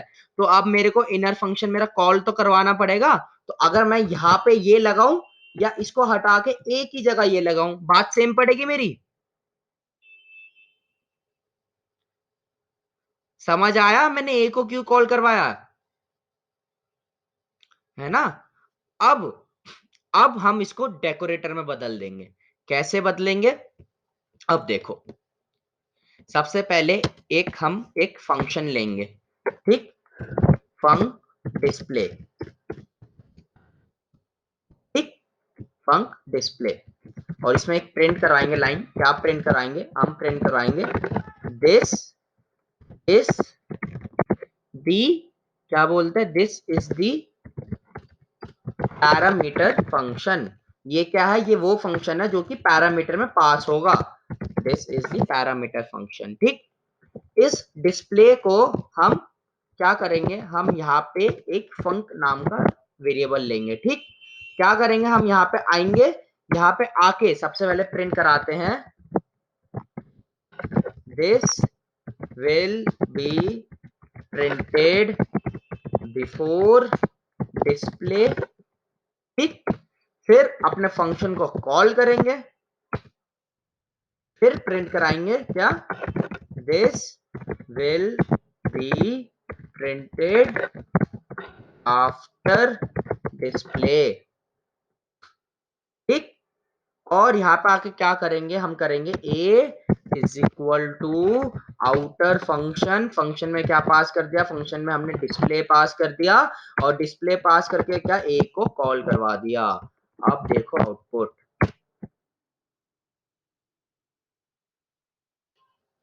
ये चीज समझ आया कैसे हुआ?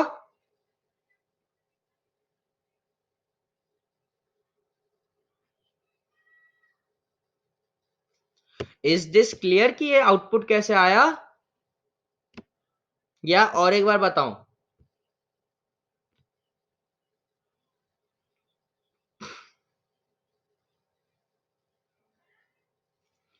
तो मैंने यहाँ पे क्या करा, ये देखो, मैंने क्या पास करा हुआ है, मैंने पास पास कराया ना, मैंने इस फंक्शन को आउटर फंक्शन के अंदर पास कर दिया। आप फंक्शन तो पास कर सकते हो ना, मैंने फिर फंक्शन पास करा के मैंने फिर, तो अगर मैं यहाँ पे फंक कॉल करवा रहा हूँ ना, तो इसका मतलब ये है कि मैं यहाँ पे डिस्प्ले कॉल करवा रहा हूँ।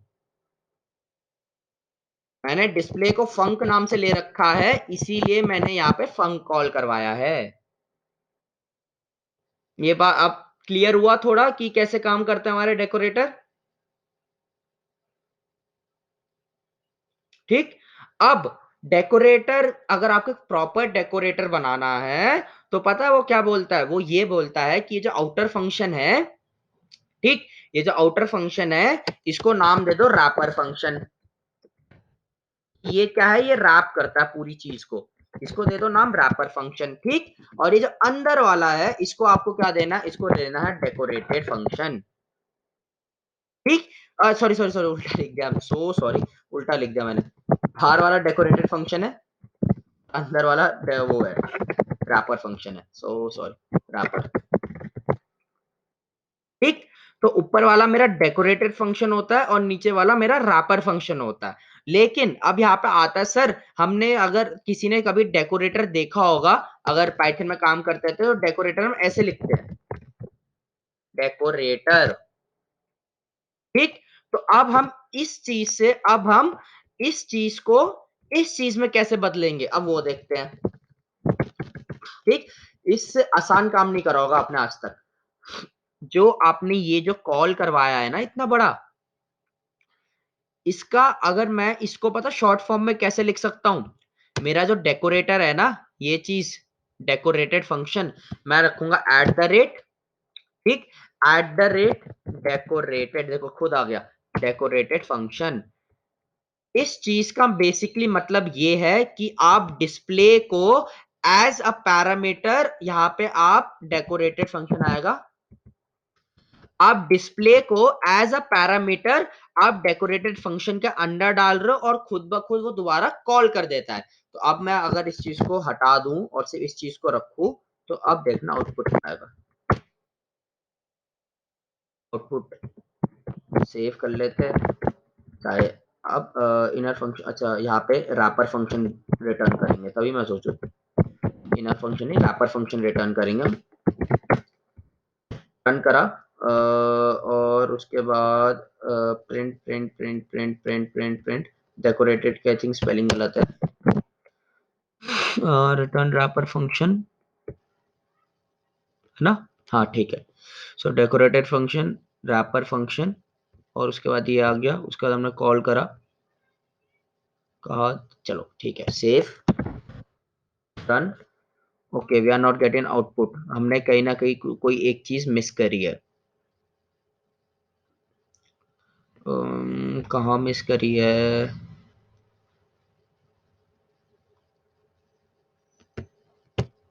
एक second, I call my display function, पता चल जाएगा कि एरर कहाँ पे आ रही है मेरी। ठीक, हाँ, तो अब क्या है, अब अगर जब आप डिस्प्ले फंक्शन को कॉल करोगे, as soon as you call display function, तो डिस्प्ले फंक्शन जैसे ही कॉल होगा, पाइथन अब क्या चेक करेगा, सबसे पहले देखेगा कि इसके ऊपर तो डेकोरेटेड लगा है। ठीक, जैसे ही आप, क्योंकि आपको ये यहाँ पे तो कॉल करना ही पड़ेगा ना, आप ये चीज तो कॉल करोगे ही, लेकिन आपने क्या करा तो इसका पता मतलब क्या, ये जो मैं डिस्प्ले यहाँ पे कॉल करवा रहा हूँ इसका मतलब अगर मैं इस चीज को यहाँ से हटा देता हूँ तो इसका बेसिकली मतलब ये है कि आपने क्या करा, आपने सबसे पहले डिस्प्ले नाम का एक वेरिएबल लिया, उसमें आपने अपना डेकोरेटेड फंक्शन कॉल करा, उसमें आपने डिस्प्ले फंक्शन पास करा और उसके बाद डिस्प्ले को आपने दोबारा कॉल करवा दिया। हम इसी चीज को, ये जो 2 लाइन में हम चीज कर रहे हैं, हम क्या कर रहे हैं, हम इसी चीज को चेंज करके हम इस चीज को हटा दे रहे हैं जो ऊपर वाली चीज है, और इसको हम कैसे लिख रहे हैं, इसको हम यहाँ पे आके इस तरीके से लिख रहे हैं, डेकोरेटेड फंक्शन। अब अगर मैं कॉल करता हूँ तो प्रिंट हो जाना चाहिए। यहाँ पे समझ आया कि मैंने ये चीज कैसे इस्तेमाल करी।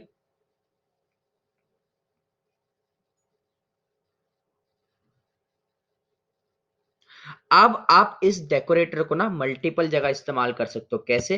अगर लेट्स से मेरे पे और एक फंक्शन है तो मैं क्या करूंगा, मैं दोबारा कॉल करूंगा डेकोरेटेड फंक्शन, करूंगा डेफ शो नाम का एक फंक्शन लेते हैं। ठीक, अब क्या करूंगा, मैं यहाँ पे प्रिंट करूंगा this is the original function. ठीक, अब डिस्प्ले की जगह मैं शो को कॉल करता हूं, देखते हैं क्या आउटपुट आता है। Show, let's call this and as you can this is the original function. अब शो के बाद अगर मैं एक काम करता हूं, मैं एक और प्रिंट स्टेटमेंट रन करता हूं ताकि मेरा थोड़ा बीच में गैप आ जाए, प्रिंट, और उसके बाद मैं डिस्प्ले फंक्शन को भी कॉल करवाता हूं, डिस्प्ले। ठीक, और अब मैं अगर रन करवाता हूं आउटपुट देखना दोनों आ जाएंगे। तो इस तरीके से आप एक डेकोरेटर बनाते हो और डेकोरेटर का इस्तेमाल करते हो। ठीक, तो आप यहाँ पे अपनी जो पहले से आपकी फंक्शंस होते हैं, आप उन फंक्शंस में एडिशनल फंक्शनैलिटी ऐड कर सकते हो। ठीक, अब मेन सवाल आता है कि यहाँ पे इन चीजों का हम इस्तेमाल कहाँ करते हैं। ठीक, इन चीजों का इस्तेमाल अगर मैं एक प्रैक्टिकल इंप्लीमेंटेशन बोलूं तो आप लॉगिन है, लॉगिन करवाने के लिए आप यूजर लॉगिन के लिए से इस्तेमाल करते हो। कैसे? आपने आप लेट्स से कि आपका एक यूजर है, आपने उसको लॉगिन करवाया, ठीक, चलो बहुत बढ़िया, लेकिन आप कैसे बताओगे कि यूजर लॉग्ड इन है? ठीक, आपको कोई ना कोई चीज चाहिए ना, कोई ना कोई पैरामीटर चाहिए जिससे कि आप क्या बता सको, जिससे कि आप ये बता सको कि क्या यूजर लॉग्ड इन है या नहीं है। तो हम यहाँ पे क्या करते हैं, हम यहाँ पे एक टाइम सेंसिटिव लॉगिन टोकन बनाते हैं। ठीक, टोकन बनाने के भी तरीके होते हैं पाइथन में बहुत सारे, जेडब्ल्यू पाई जेडब्ल्यूटी होता है, पाइथन जावा वेब टोकन। ठीक, तो उसमें पाइथन जेसन वेब टोकन होता है, Java sorry Python JSON web token. तो वो क्या होता है, टाइम सेंसिटिव टोकन होता है। ठीक, और हम क्या करते हैं, हम एक डेकोरेटर बना देते हैं, क्या बनाते हैं, एक लॉगिन डेकोरेटर बनाते हैं। क्यों? क्योंकि क्या होता है, जब आप देख सकते हो कि एक डेकोरेटर हमेशा पैरामीटर में फंक्शन लेगा, वो हमेशा लेगा ही लेगा। तो हम क्या करते हैं, हम जिस फंक्शन में मेरे को चेक करवाना है कि क्या मेरा यूजर लॉग्ड इन है या नहीं है, उससे ऊपर मैं अपना लॉगिन रिक्वायर्ड डेकोरेटर लगा देता हूँ। ठीक, तो तब क्या होता है, तब जब ये फंक्शन उस लॉगिन रिक्वायर्ड डेकोरेटर में जाता है और उस डेकोरेटर में सिर्फ एक ही चीज हो रही होती है, क्या हो रही होती है, उस डेकोरेटर में ये चेक हो रहा होता है, क्या चेक हो रहा होता है कि क्या मेरा टाइम सेंसिटिव टोकन है, अगर है क्या वो अभी भी वैलिड है, अगर वैलिड है तो मेरा यूजर लॉग्ड इन है, अगर ना मेरा टाइम सेंसिटिव टोकन प्रेजेंट है, या तो अगर मेरा टाइम सेंसिटिव टोकन जो है एक्सपायर हो गया है, तो मैं यूजर को दिखाऊंगा you are not logged in, please log in again to continue. तो इस तरीके से आप एक डेकोरेटर का इस्तेमाल करते हो एक प्रैक्टिकल एनवायरनमेंट में। यहाँ पे डेकोरेटर जो है वो सबको समझ आया नहीं आया, मैं और एक बार पूछता हूँ क्योंकि ये बहुत एक इंपॉर्टेंट टॉपिक है पाइथन का। यहाँ पे समझ आया सबको डेकोरेटर? पक्का?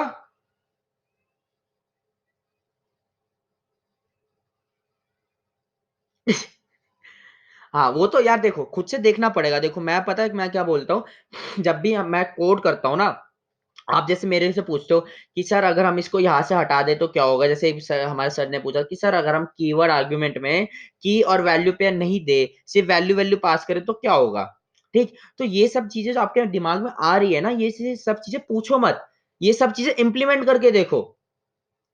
ठीक है? जैसे आप बोलते हो कि सर एक काम करते हैं, अगर मेरे जैसे दिमाग में आया, जैसे मैं कोई स्टूडेंट हूँ, मेरे दिमाग में आया, यार अगर मैंने इस डेकोरेटर में ये जो रैपर फंक्शन है, इसके बाद मैंने अगर ये लगा दिया तो क्या होगा? ठीक? या तो अगर मैं बोलता हूँ कि यार एक काम करते हैं, ये जो फंक्शन है ना, इसको भी डिस्प्ले के नाम से ले लेते हैं, ठीक? और इस जो नीचे वाला इसको भी ऐसे ही कर देते हैं, तो अब क्या होगा? तो ये सब चीजें जब आपके दिमाग में आती है, तो उनको उसी टाइम करके देखो, ठीक? जब आप करोगे तो कोई आपको आउटपुट मिलेगा, चाहे एरर मिले, चाहे आपका डिजायर्ड आउटपुट मिले, चाहे कुछ और मिले, फलाना कुछ भी, ए बी सी डी कुछ भी मिल सकता है। जब आपको आउटपुट मिले, तब आप डीप डाइव करो उसमें। डीप डाइव मतलब क्या होता है? डीबग करो उसको, इंटरनेट पे ढूंढो कि ये आउटपुट क्यों आ रहा है। तो जब आपको ये पता चलेगा कि ये आउटपुट क्यों आ रहा है, उस टाइम आपको असली में समझ आएगा कि ये जो कोड है, या ये जो डेकोरेटर है, ये जो क्लास है, ये जो डिफॉल्ट कंस्ट्रक्टर है, ये जो मेथड्स है, ये जो फंक्शंस है, ये किस तरीके से काम कर रहे हैं। क्योंकि अगर मैं कोड करूंगा, आप देखते जाओगे, आप सोचोगे नहीं मैं दिमाग में रख लूंगा, नहीं रख पाओगे, मैं बता रहा हूँ नहीं रख पाओगे। मेरे को 2 दिन बाद कुछ चीजें याद नहीं रहती। अगर मैं कोई प्रोजेक्ट पे काम कर रहा हूँ और उसकी जगह मेरे पे एकदम से आ गया कि Saurabh this is an urgent project, you have to work on this today only, मेरे को पुराना प्रोजेक्ट छोड़ के नए प्रोजेक्ट पे काम करना पड़ता है। तो जब तक मैं पुराने प्रोजेक्ट पे वापस आता हूँ, मैं उस प्रोजेक्ट का भूल जाता हूँ। मेरे को भी देखना पड़ता है। तो ऐसा नहीं है, हमको सिर्फ इतना करना होता है कंपनी में कि जो डॉक्यूमेंटेशन है, डॉक्यूमेंटेशन देख के आप एक प्रोजेक्ट कंप्लीट कर सको। आपको सिर्फ पता होना चाहिए कि क्या चीज क्या होती है, क्या चीज कैसे इस्तेमाल होती है, क्या चीज कहाँ पे लगती है, बस। बाकी आप पूरे दिन डॉक्यूमेंटेशन छान मारो, यूट्यूब वीडियोस देखो, ट्यूटोरियल देखो, कुछ भी देखो, कंपनी को मतलब नहीं है। कंपनी को सिर्फ काम से मतलब है कि काम हो जाना चाहिए, बस। तो अगर आपको अभी रैपर फंक्शन समझ नहीं आया, तो इस रैपर फंक्शन का जो कोड है, मैं आपको कोड दे देता हूँ, ताकि आपको आप इन कोड को सही से वो कर सको। मैं आपको कोड भी दे देता हूँ। तो इस कोड के साथ खेल के देखना, इस कोड में चेंजेस करना, इधर उधर करना, पैरेंथेसिस हटा देना, कभी प्रिंट हटा देना। कभी एक काम करो, सारे प्रिंट हटा के ना सिर्फ रिटर्न रिटर्न लिख के देखो क्या होता है। तो ऐसे जब तक आप खेलोगे नहीं, जब तक आप अपने कोड में डीप डाइव नहीं करोगे, तो तब तक क्या होता है, तब तक आप ये नहीं सीखोगे कि मेरा कोड काम कैसे कर रहा है। जैसा आदर्श ने भी बोला, थोड़ा देखना पड़ेगा, हाँ बिल्कुल देखना पड़ेगा, क्योंकि कोई भी चीज एक दिन में नहीं आती है। उस चीज में प्रैक्टिस, रेगुलर प्रैक्टिस आपको करनी पड़ती है, ठीक? तो आज तो 50 तो हो गया यार। टाइम तो बचा नहीं है आज क्लासेस का कंप्लीट करने के लिए, नहीं तो मैंने सोचा था आज क्लासेस भी कंप्लीट कर देते ऊप्स के जितने कॉन्सेप्ट्स है। क्या करे, चलो ठीक है, नो वरीज। तो वो जो मैंने आपको ये वाला क्वेश्चन दिया था विप्रो का, ये भी आप करोगे। और इसके अलावा मैं आप लोगों को एक असाइनमेंट भी प्रोवाइड कराऊंगा। ठीक, आज मैं दे दूंगा, कल मेरे को देना था, लेकिन कल मैं दे नहीं पाया, टाइम नहीं था। सो आज मैं आप लोगों को क्या, आपके व्हाट्सएप ग्रुप में फॉरवर्ड हो जाएगा एक असाइनमेंट। उसमें एक ही क्वेश्चन होगा, ये आपका दूसरा क्वेश्चन है जो करना है, उसमें एक क्वेश्चन होगा, एक सिंपल सा ऐसी बड़ा सा एक क्वेश्चन होगा, और ये एक क्वेश्चन होगा, ठीक? तो आपको उस क्वेश्चन को सॉल्व करना है, और सिंपली से सॉल्व करना, कोई ज्यादा डिफिकल्ट क्वेश्चन नहीं है, नॉर्मल फॉर लूप्स के क्वेश्चन है। ठीक, और ऐसी क्वेश्चन है जैसे ये वाले नॉर्मल से क्वेश्चन है। तो वो आप सॉल्व करो, और जैसे ही सॉल्व होता है वैसे ही दिखाओ। लेकिन हाँ ये है कि एक असाइनमेंट के लिए मैक्स टू मैक्स आपको 2 या 3 दिन मिलेंगे। चलो 3 दिन भी मैं बहुत ज्यादा बोला, 2 दिन, 2 से ज्यादा अगर नहीं होता है तो दूसरे दिन हम क्या करेंगे, उसको डिस्कस करके तीसरे दिन उसको हम सॉल्व कर लेंगे। ठीक, तो ऐसे करके मैं अगर आपको असाइनमेंट देता हूँ, तो 2 से 3 दिन के अंदर अंदर वो हो जाना चाहिए। इतने बड़े मुश्किल असाइनमेंट नहीं होंगे, मुश्किल से आप लोगों का जो टैलेंट है उसके हिसाब से आपको आधा 1 घंटा लगेगा, उससे ज्यादा नहीं लगेगा। ठीक, सो फिर ठीक, तो आज की क्लास यही एंड करते हैं, क्योंकि होमवर्क तो है ही आप पे एक, और एक असाइनमेंट तो मैं दे ही दूंगा। तो आपको दोनों करके लाने हैं, तो वो आपके जो असाइनमेंट है वो आपके ग्रुप में पहुंच जाएंगे। ठीक, सो आई एम होपिंग, ठीक है, चलो let's end the class here today. और आज कुछ पूछना है जाने से पहले, पिछले लेक्चर से कुछ पूछना है, या आज कुछ पूछना है कि सर ये समझ नहीं आया, एक और बार बता दो, मैं और एक बार बता दूंगा, and then we will end the class. तो किसी को कुछ पूछना है?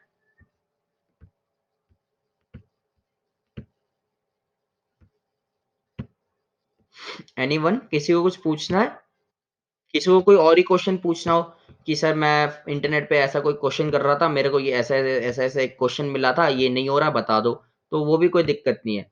ऐसा कुछ पूछना किसी को?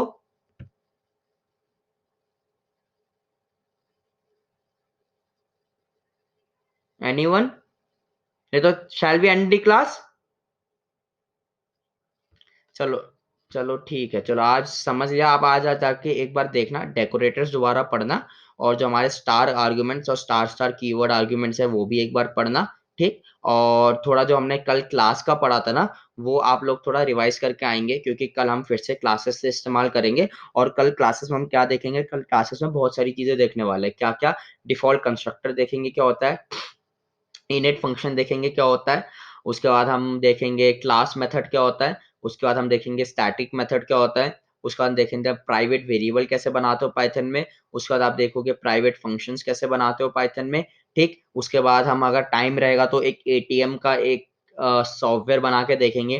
ठीक है, हम एक एटीएम का सॉफ्टवेयर बना सकते हैं नहीं। उस एटीएम के सॉफ्टवेयर में कुछ नहीं रहेगा, सिंपल सा रहेगा। एक सिंपल सी वो रहेगी, क्या बोलते हैं, फंक्शंस रहेंगे जो कि क्या करेंगे। एटीएम के फंक्शंस क्या होते हैं, withdrawal of money, check of balance, deposit of money. ठीक। और कोई फंक्शन होता है क्या इन तीन के अलावा? और हाँ, और मनी ट्रांसफर।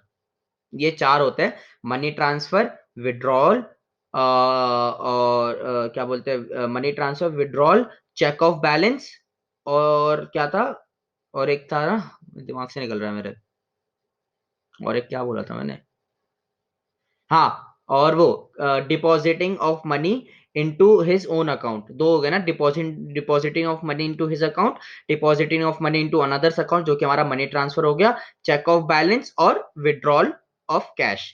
ठीक। तो अगर हम पे कल टाइम बचता है, अगर हम जो क्लासेस पढ़ेंगे उसके बाद अगर वी हैव टाइम, तो हम एक एटीएम का पूरा पूरा एक बिल्ड करके देखेंगे कि एक चीज काम कैसे करती है, यह चीज हम कैसे कर सकते हैं। तो कल जितने टॉपिक पढ़ेंगे, जो हमारा डिफॉल्ट कंस्ट्रक्टर, क्लास मेथड हो गया, स्टैटिक मेथड हो गया, प्राइवेट मेथड हो गया, प्राइवेट फंक्शंस हो गए, प्राइवेट वेरिएबल हो गए, ठीक, ये सब का इस्तेमाल होगा उसमें। तो इसलिए बोल रहा हूँ, जो हमने कल जो क्लास में जो क्लासेस के बारे में पढ़ा था, जितना पढ़ा था, जो हमने उसके फंक्शंस पढ़े थे, और हम फंक्शन को चेंज कैसे कर सकते हैं, इंस्टांस पढ़े थे, इंस्टांस के एट्रीब्यूट्स क्या होते हैं, क्लास के एट्रीब्यूट्स क्या होते हैं, इन दोनों में डिफरेंस क्या होता है। ठीक। हम इंस्टांस के एट्रीब्यूट को कैसे मैनिपुलेट करते हैं, हम क्लास के एट्रीब्यूट को कैसे मैनिपुलेट करते हैं।